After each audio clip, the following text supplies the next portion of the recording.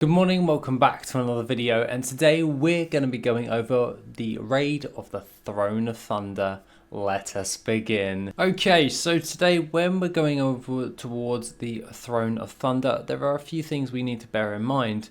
When it comes towards this particular gold farm, is you're going to be wanting to either go through this through LFR mode or through normal heroic or difficulty, blah blah blah, from the actual instance. The instance in question you can find on the Thundering Isle or the Isle of Thunder. You can find it right here at the top of the actual area.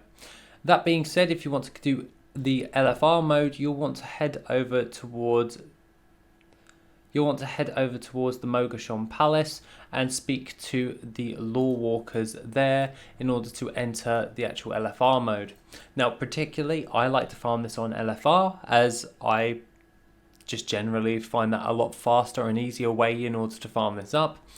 And the battle pets in question you actually can farm up from this particular raid is the Pygmy Direhorn, which is currently going for around about 3,000 gold, the Living Sandling, 700 gold, the 𝐆𝐀𝐿 Hatchling, 2,900 gold, the Living Fluid, 34,000 gold, got you there, and the Vicious Horror, 3,600 gold, and the Son of Animus, 6,999 gold. The items in question are obviously the Son of Animus and the Living Fluid, which are the most high valued items. Pygmy Direhorn is actually quite surprising, as it's one of the first bosses you actually take on, which is from Horadon. And if we go into the actual farming journal, you can actually farm it up from here. The Son of Animus comes from the Dark Animus boss, the Quivering Blob, which is the Living Fluid, which comes from Primordius, the 𝐆𝐀𝐿 Hatchling comes from 𝐆𝐀𝐿, and the Pygmy Direhorn comes from Horadon. And overall, those are the ones that you actually wanted to face. Now, particularly, I like to farm this on LFR, but however, if we go into the actual raid as it was, we can have a look at how we're in question going to be doing this. One thing to mention is you can get a lot of Zandalari-based transmog gear, which does sell quite well on the auction house as well if you're farming this up. So just bear that one in mind when you're actually farming this, as this can let you in to have a lot more gold in the long run overall. Now, typically, I like to gather up all of the mobs and burning them all down. Relatively speaking, I make my way over towards the last Stormcaller and just bring all of the mobs over towards me, where I'll take them out in like a particular shape fashion.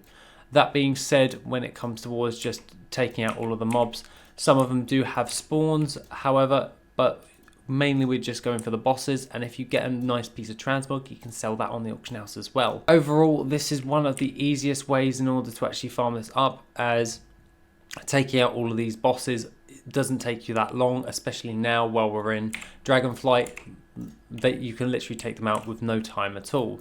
And apparently I just collected a nice bracer for myself, which I can add on. Now, when it comes towards this whole particular raid, it's fairly easy in order to do. Just one thing to bear in mind, which I want to show you right now, is these guys. These are fairly annoying, but you have to dodge them. If you haven't done this raid before, you're going to be wanting to dodge these guys, because if they see you, they'll knock you over and knock you away, which can also subsequently knock you off. And there's quite a few little caveats like this throughout this particular raid. So if you haven't done it before, take your time on your first run just to see how the mechanics work and see how that all goes. If you have done this raid before, no worries, I trust your judgment and all that jazz. Just try and check it out and try and take out all of the bosses overall. That being said, the raid is fairly easy in order to do, very linear, and overall we're really going for that Living Fluid in the grand scheme of things. This is generally one of the easiest farms in order to do, and overall I find it to be quite great in order to farm up multiple different types of items and all that jazz. But if we get knocked off as I wasn't paying attention, we will end up dying and we'll have to respawn at the beginning again. So just bear that one in mind with all of that jazz. However, there is a mount you can actually get along with this for us gold makers and mount collectors. The 𝐆𝐀𝐿, the Clutch of 𝐆𝐀𝐿 mount, which comes from the drop of 𝐆𝐀𝐿, fairly easy to get to that boss, especially if you're running it on LFR and all that stuff, but I believe you can only get it if it's on normal or higher. Correct me if I'm wrong in the comments and I will pin that, because generally speaking I'm a gold farmer, not a mount collector, but I do like the look of that mount. Overall, the farm is fairly straightforward in order to do, and if you are really lucky and you get all of the farms, you can get all of the battle pets, you can make around about 53,000 gold.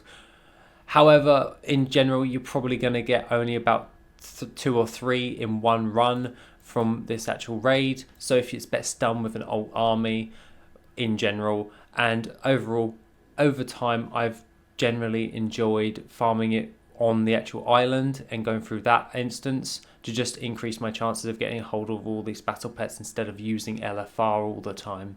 Other than that, guys, have an awesome rest of the day, and please feel free to go check out my second channel, Dalla, where I'm going over all of my Void related stuff with the manga, the game, and all of the lore to go along with that. Other than that, have an awesome rest of the day, and I shall see you in the next video, which will be soon.